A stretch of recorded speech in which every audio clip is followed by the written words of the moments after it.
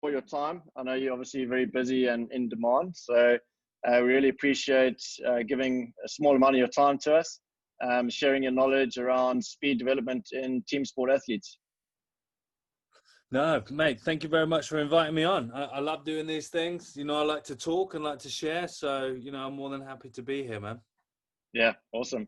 I think we'll just kick off in terms of your journey. I know you've spent a couple of years, 4 years, I think, at London Wasps and a couple at Ealing Trailfinders. And you've moved from sort of that pro team sports setting into more of an individual setting, but still working with professional athletes. How has that journey sort of shaped who you are, and what's your philosophy around elite athlete development? Yeah, well, here we go. So, yeah, no, you're bang on there with those other two appointments. Resigned from the first one, got fired from the second one, and have completed professional sport in that capacity. So I'm happy to be doing my thing how I'm doing it.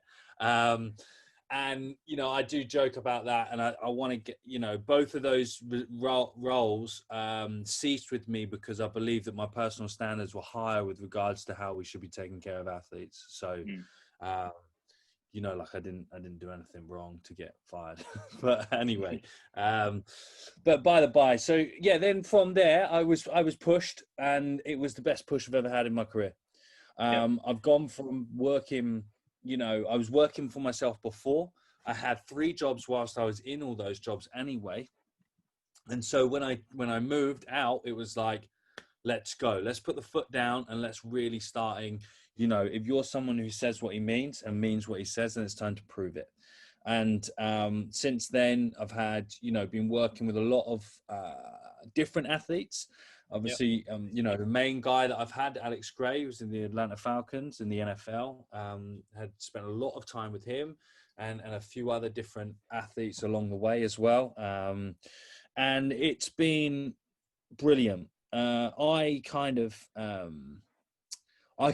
alter ego model myself around the whole idea of being the Jerry Maguire of strength and conditioning, and, you know, less people, more impact. And because that's what you want to create, and you've got to understand, and there's a huge disconnect in terms of actually what our role is as coaches. And I'm starting to get more in line with just the general notion of coach, as opposed to strength and conditioning coach, skills coach. We're coaches. We have this innate responsibility to impart information for someone else to go and use it, that they can then support their natural abilities. So whatever we do, however we do it, we need to be able to make sure that these people are the sole focus of our job. And I think there is a disconnect within our industry where you have S&C coaches who think that the player's job is to be responsible to them.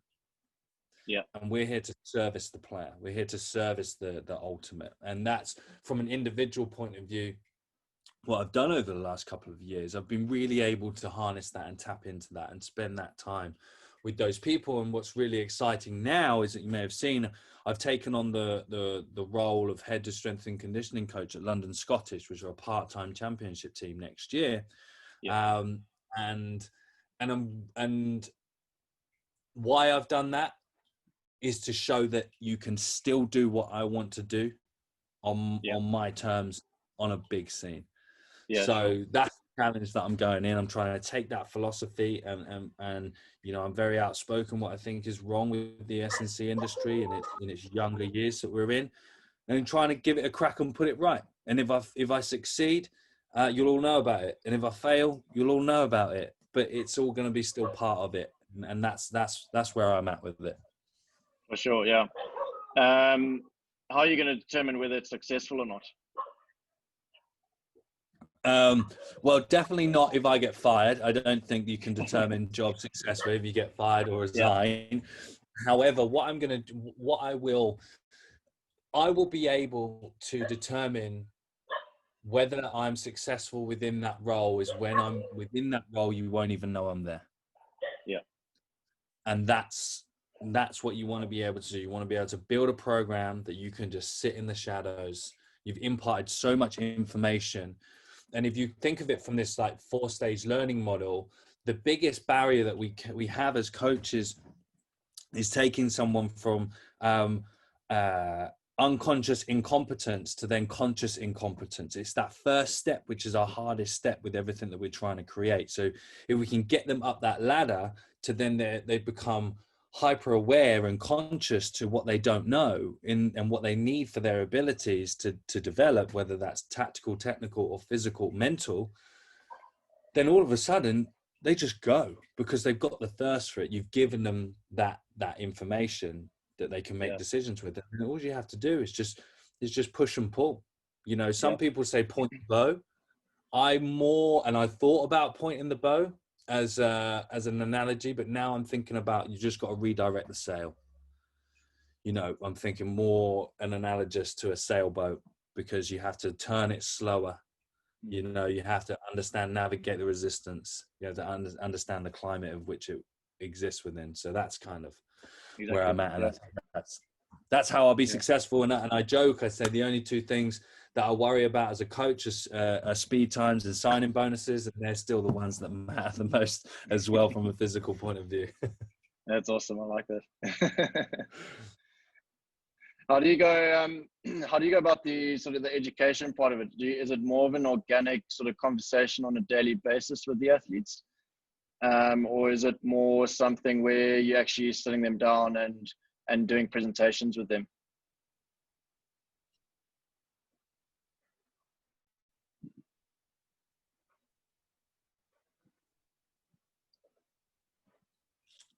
So I think it can happen twofold. I don't think we've got time to really, because you got to understand the type of learner that you're working with. Yeah. And that's the thing, like people, they want to know if someone like a force sprinter, an elastic sprinter, or a metabolic sprinter, we need to understand what type of learner they are first before we can interpret their body type. Because if we only look at how their body responds to training and disconnect the mind from it, then we're just an idiot, because we think that it's iRobot, and it's not. It's a person. So what you've got to do, there's certain players that what I used to do in non-selected days is I would actually do video review with the players and all their speed technique, and I'd sit down and talk them through it, be interactive. Then we'll go out and put it right.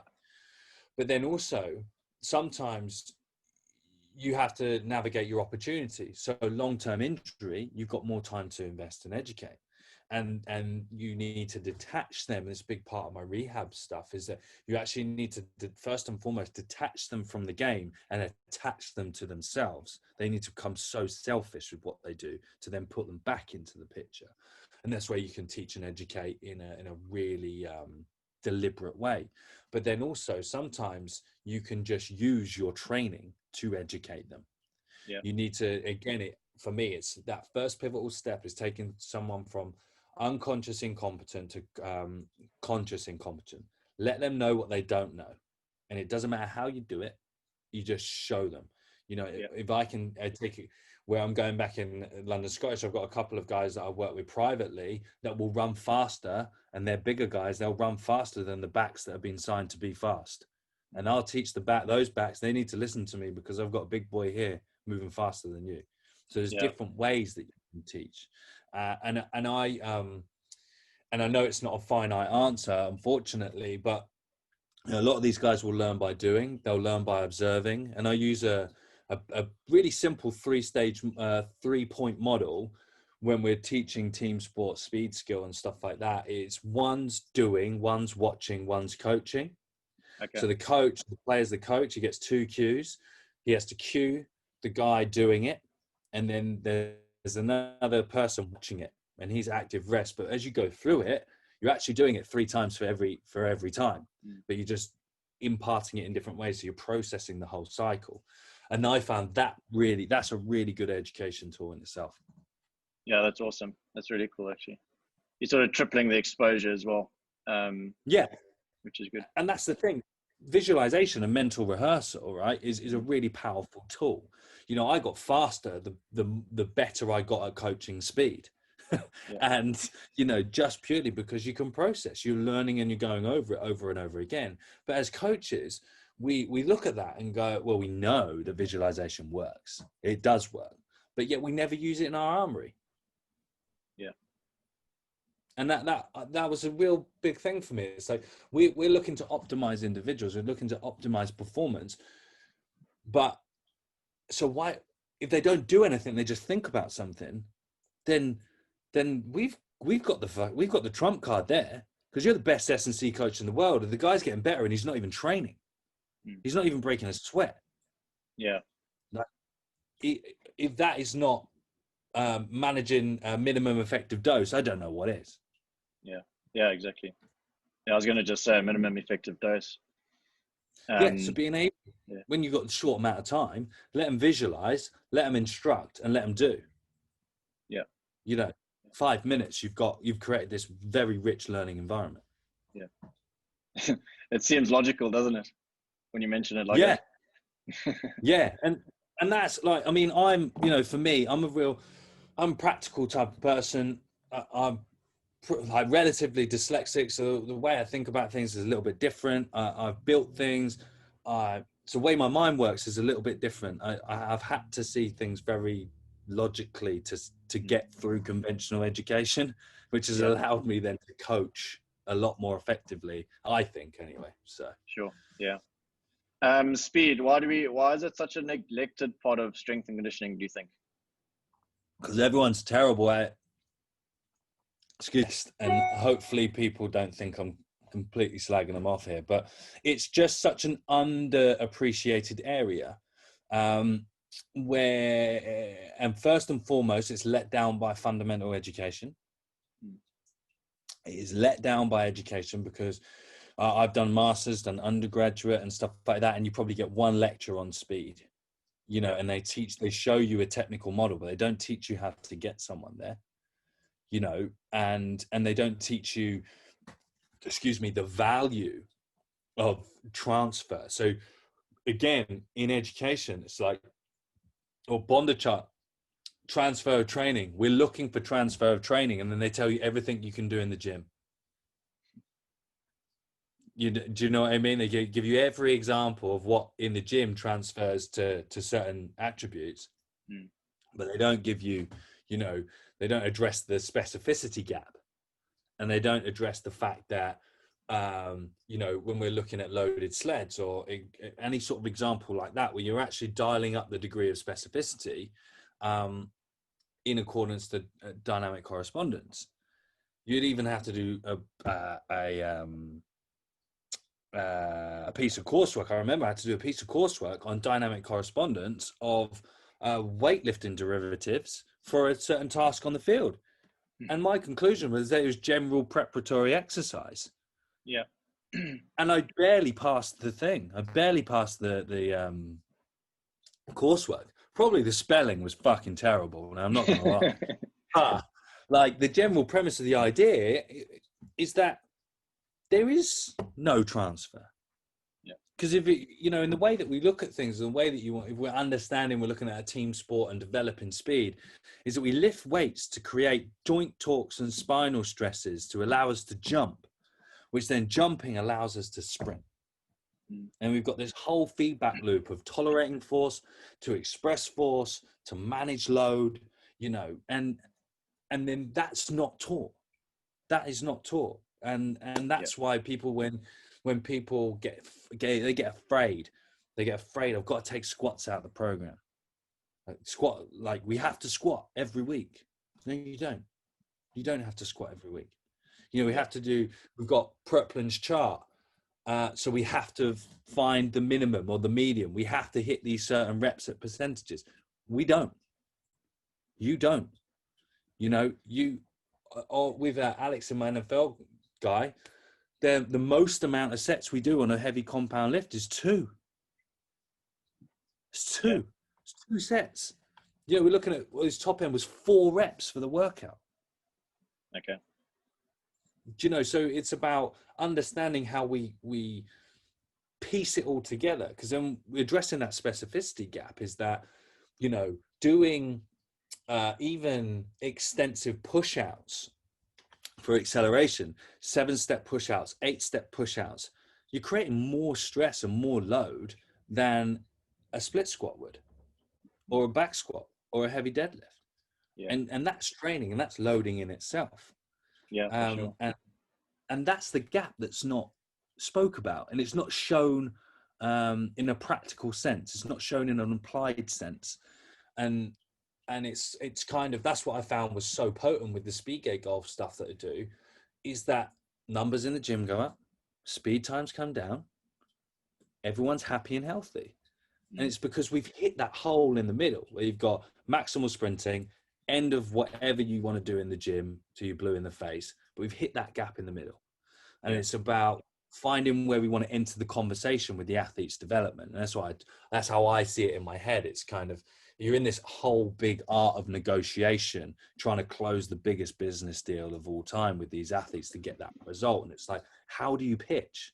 How do you enter that conversation? What angle do you need to go at to negotiate essentially the body? But the reason why I liken it to a conversation is that you've got to convince the mind first. And that's kind of why I think it's not, it's a very appreciated, but taught very badly, because it's been taught very badly. Yeah, sure. I remember hearing or seeing something that you said the other day in terms of how your on-field speed work actually improved your athletes' split squat strength. Maybe you can just talk a little bit more about that. Yeah, so there's like that dose effectiveness curve, and we've got this rate, looking at, there's that saying that getting strong will make you fast until being strong will make you slow.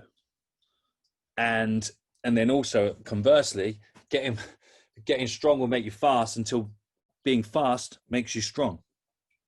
Because it's that inverse relationship of specificity of dose. So if we say arbitrary, 2-3 steps of acceleration with 5 to 7 times body weight through a single limb, you're not going to find that in a gym. You're not going to be able to do that in a gym. But that's the thing, when people say you can't do that in a gym, but we're not looking for it in the gym. That's the difference. If we understand that gap, we're not looking to do that in the gym. We're looking to create different structuring, remodeling, different forces in the gym. So when you get to a point where someone's technically proficient at accelerating, let's just use acceleration, for example. You've got someone technically proficient at acceleration. They can project well, they can exchange their limbs fast, and they can be efficient on the ground. So they can move fast well, move forward well. From that point of view, then you can start adding capacity on that. So take a 5-step push out, for example. You can then start building volume on that 5-step push out. And then for every step, we're taking it as a rep. So you'd say, let's do 5x5 in the gym. Well, how about we do 5x5 out on the push out? And then to intensify that, you do 5x5 on a light sled load. And what we're looking for is the relative reduction in technical quality, or example, total time. So, if we want to do, because then this is velocity-based training. We're slowing down the athletes. Say take 2-3% off their 10-meter time or 20-meter time, for example. And I'm not an absolute data nose where I don't time them and I don't have time to do that even when I'm on my own. But I do it by eye. I load them enough, and I can see they're just working well enough. It slows them down just enough. And then I'm creating a really highly specific load, which is then driving, because what we're trying to do is influence the nervous system, ultimately, to become a superhero in terms of our ability to produce power. Yeah. And then from there, that front end of the workout. So example with Alex, we'll do body work, we'll do Pilates and synchronization work, which we call like sling systems and stuff. Then we do our speed, and our speed on our Monday is our big bulk of the day. That's Monday, beginning of the week. That 45 minutes to an hour is our most intense part. Then whatever happens there, we then support within the gym. Okay. All right. A couple of weeks ago, we'd built up with this floating heel split squat a couple of weeks ago, and he was coming into his peaking phases anyway, and we were hot. Like, he was hot. He's just shy of 10 meters per second inside 40 meters at 115 kilos and 6'6". We're hot here. So in the gym, it's like, well, let's go. You're putting it on there because we've come to party, and the 200 kilos, I don't know if you've seen the video, the bar flies off his back. It's a hand supported heel float squat. It flew off his back. And that was because of the speed work and the loading of the speed work, as opposed to the loading in the gym work, because it's always secondary. It's always secondary. We never load maximally in the gym. And then on that day, on that video, you can see it wasn't maximal. Yeah, but it could have gone more, 100%. Yeah. So does that answer that question? Yeah, for sure. Yeah. Yeah. So is that kind of using like, is it more of like a potentiation effect? Using the speed prior to gym work as a potentiation?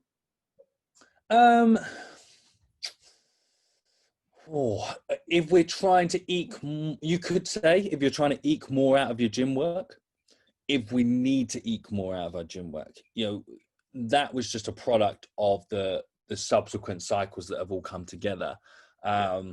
If you, and then again, yeah, you are looking, because we're looking in terms of like a hierarchical loading. We're trying to save the nervous system for the most important things. So because he was running that fast, it made it easier. He was hot. He was red hot. But just because in the developmental stages of our programming, we would never say, if he ran a PB outside for that part of the training, I wouldn't then go, right, we're coming away from the program. We're trying to find more in the gym, because our goal for the gym isn't to find big numbers in the gym. It's to find the stress to support what we did outside. Okay. So if he had run on that day, if he had run a PB 9.85, would you have then chased him in the gym as well, or would that have just pushed him over the edge? Yeah, pushed him over the edge, because we're looking at accumulative fatigues and stuff like that. And also, 5 years ago, I would have. Kid you not, 5 years ago, if he comes in PB, I'm going, yeah, I'm gonna get my KY out and I'm gonna jerk off to you lifting another heavy weight. Do you know what I mean? Because that's all about me. That would just all be about me. And then, but what it is now is, someone asked me, is like, when do you get your athletes ready for? When they need to be. He didn't need to be ready then. And we'd actually had conversations like this during this cycle. He's like, can I go for it? No. Why? Okay. Who gives a fuck right now? No one. It's only you and me. I know you can do it. You know you can do it. Don't have to prove it to anyone. Just save it. And I think that's a big problem with team sports as well, and preparation, because they miss in week to week preparation. I don't know from your experience, but they play the game in the week. In training, they play the game in training already, and by the time they get to Saturday, they're like, "Oh, I've got to do it all over again," because they don't prepare, they practice and they rehearse, and it's kind of, whilst it's an important part of it, they don't take enough steps back to rebuild forward, if that makes sense. And it's an idea that I'm working on. That'll probably get me fired from London Scottish anyway, but. I'm joking, but do you know what I mean? It's that notion. It's like, we don't have to do it all the time. Yeah, we don't, and we shouldn't. Yeah, it's an interesting one. I think it comes about potentially just from the fact that we're trying to chase numbers to save our jobs. So if we think that athletes are hot, we try and push them just because we know if they produce that number, we've got it in the bank. Yeah, and some light bulb moments have really come to me recently. It's like fitness testing and, you know, like running yo-yos and Broncos for team sport athletes. Like, who really gives a fuck? Like, because it's just GPP, you know, just run tempo, or, you know, you've got to understand why you're testing and what you're testing for, and whether you're monitoring or testing. Yeah. And so it's like, you know, like I said, fast times, you test times. You test times, you test speed all the time. That's the most important thing, because then you know speed reserve, and then you chase a bit of speed reserve, and then you know how on, because if you've got absolute bands, then you know the average speed of the game. Then you know how far your athlete is away from the average speed of the game. Then you're making him more efficient versus the speed of the game. But, you know, I put a level on someone's yo-yo score over the course of pre-season. He didn't do any fitness. We did speed, because being able to access speed. A Broncos continuous shuttle-based test, which dips into lactate threshold realms. Is that useful for an intermittent sport? It's not, is it?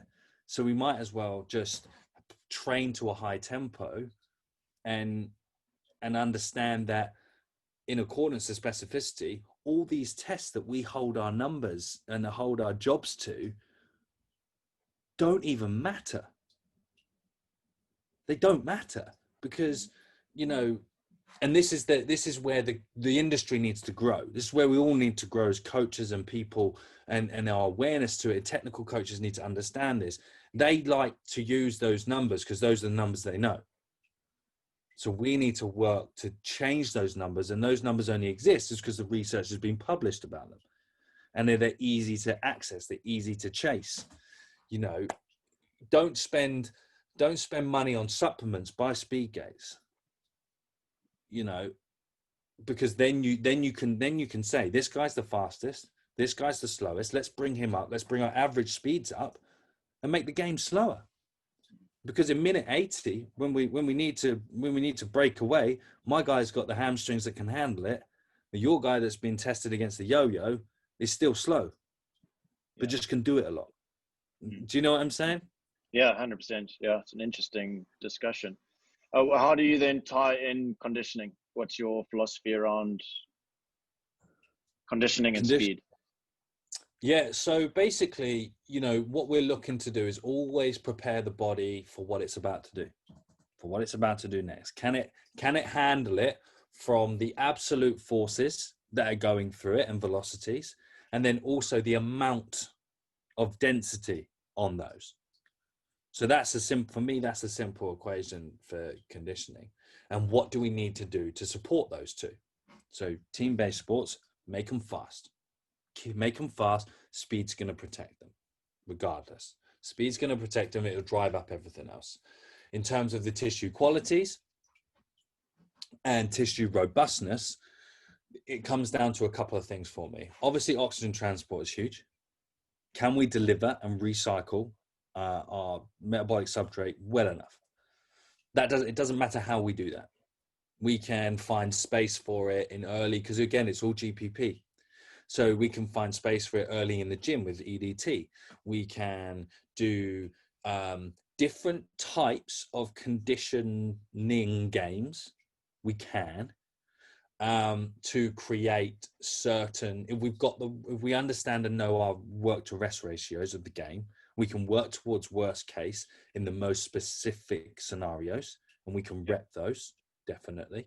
And then also, you know, we can chase this capacity in isolation. So, you know, I do a lot of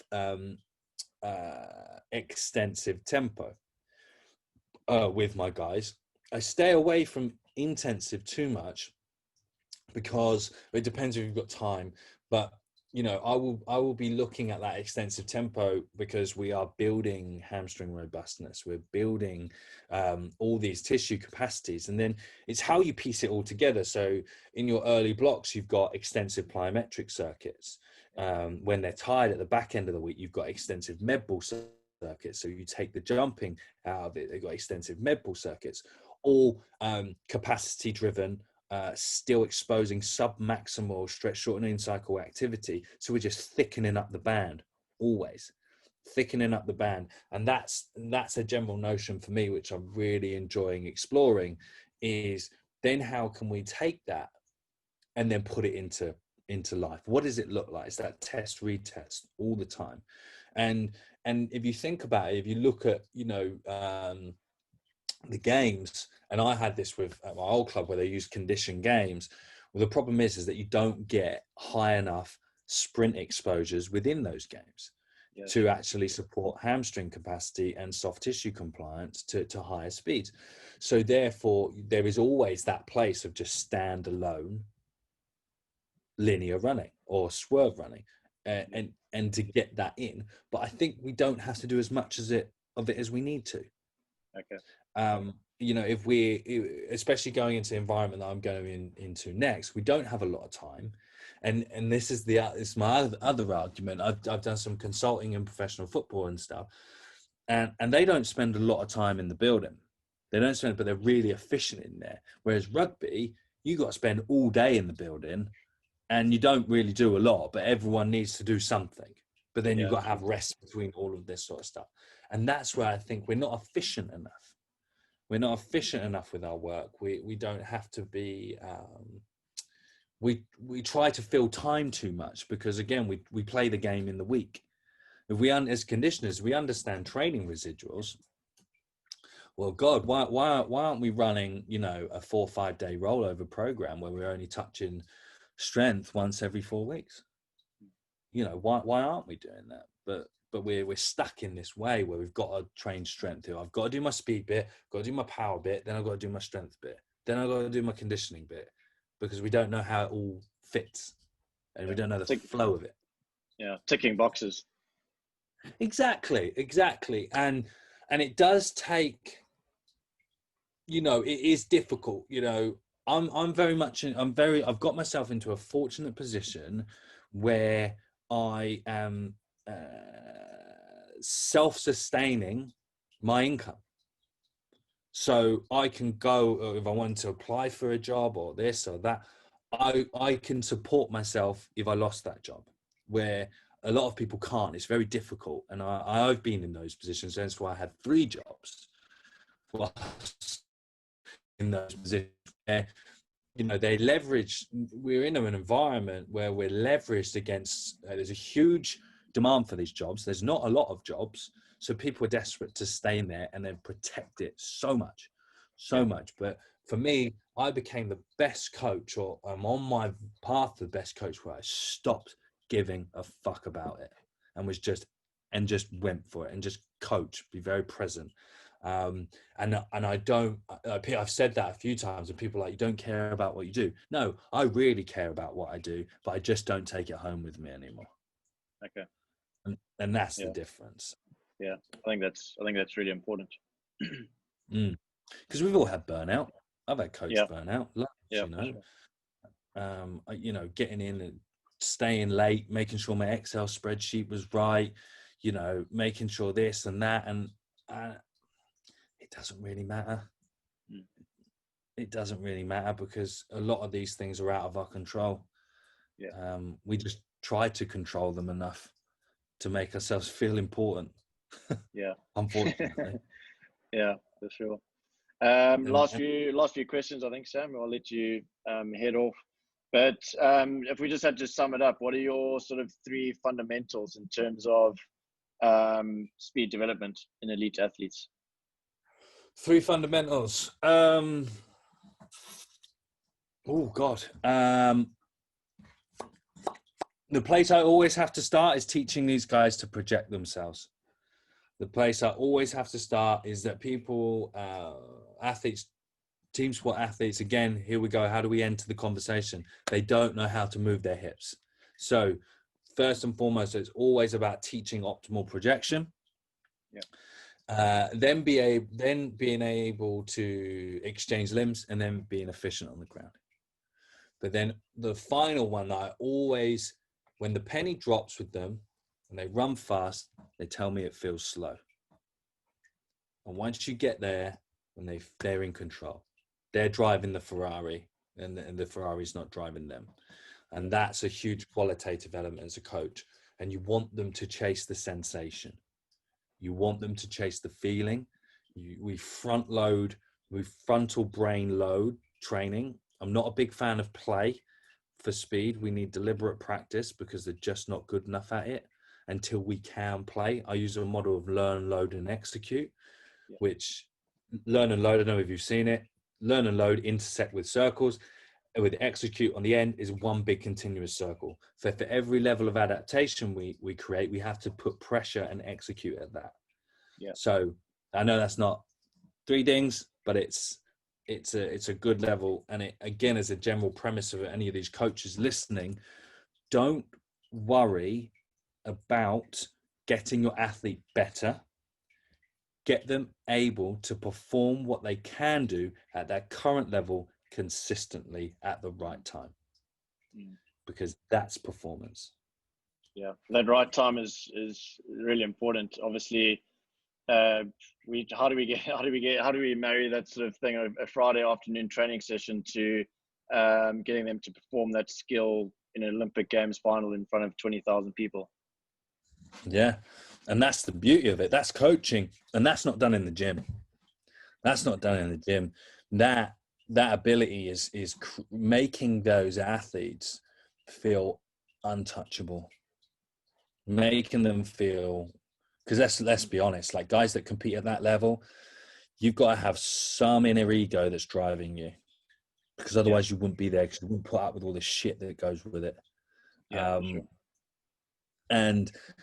And you've got to make them be able to, some of them can just do it, but then also you just got to make them believe that they can.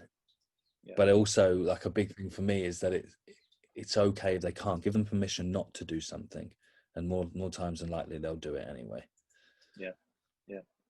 Exposing them to failure. What's your sort of thought around that? Love it. Absolutely love it. I was and then this is where people swing, like, in, they go to one extreme to the other. It's like it's got to be perfect. It only has to be perfect at the right time. The amount you take, Johnny Wilkinson drops that drop goal on his weak foot to win a World Cup final. It's perfect that time. That's the only time it needed to be perfect for. Because, we were doing a few things, and we always say, get the bad ones out in training. Get the bad ones out in training, because if we think about visualization, we go back to that and understanding the importance of failure, is because that you've got to live your bad reps to find your good reps. Yeah. And then, I've average rugby player, anytime I've made a mistake, I'll rehearse that and I'll look at it and I'll go back, and my mental process is always there. And as a coach, when you fuck things up, which you always do, you reflect on that anyway. So you need to experience that. And I know there's that 20% failure to 80% most efficient. I don't know. It's a bit of some and a bit of another. See what the outcome comes at. And you've got to, that's where the execution models come in. Find ways to change the environment enough in different ways to create pressure that can cause breakdown. And simple example, we were doing some handoff fend stuff, creating separation with Alex yesterday, and he was using me. He was working hands on me and stuff, and I literally just said, like, to experience failure, I was like, I'm fucking coming for you now. I'm gonna try and put a shoulder on you, and straight away he missed. So we were looking at hitting shoulders, like spotting, and he missed straight away. Okay. It was perfect. He failed. And then I was like, what happened? He was like, I got too excited. Execution, pressure, anxiety. A little bit of this. It doesn't have to take much. Second, I was like, come on then, we've got that out of the way. It's next rep. Boom. Got me. Nailed me. Like, I went for him and he hit me. And so it's a little bit of failure creates a lot of success, as a real applied example. Yeah, awesome. That's awesome. Sam Portland mentorship. What's that about? Oh yeah. No, I appreciate you asking. So, over the last few years, I've done a lot of one-to-one coaching calls and CPD with people, as you know, and I've enjoyed it. I've loved it. I've absolutely loved every bit of it. That's why I love these conversations. And then I had quite a few people ask me at once, and I was like, well, do you know what? I've got a lot of things that I can teach people that aren't even about the S&C industry, just because of my experience of the industry. And so I decided to put a 12-week program together, which not only looks at the technical side of coaching and, you know, key areas, programming, speed development, and everything applied, real applied, loads of examples, and stuff like that. But also personal development side of things as well. Being able to, we really coined the phrase that if a coach is someone who looks to optimize others, but neglects the optimize of themselves, then they're not an efficient coach. So we take this view back, and I've had to do a lot of work on that myself over the last 5-6 years. And so I bring that into the program, and teach these coaches how to leave it at work, how to exist outside of work, but be really productive in work. And that's kind of really, really important, and know your place. I mean, big part of my experience is that you know how fast the game moves on without you. You love where you are so much, but it will forget about you as quickly as it has to, because that's the industry. Yeah. But then the people that you come home to will never forget about you.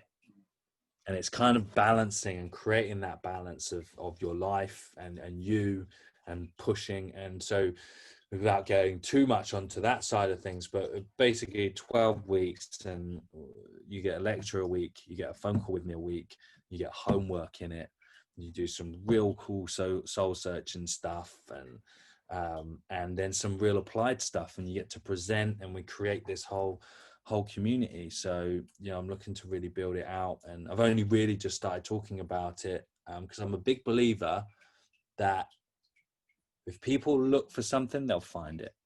Yeah. And that's the reason why it happened in the first place. So yeah, that's awesome. It sounds like a really useful course, essentially, if you want to call it that.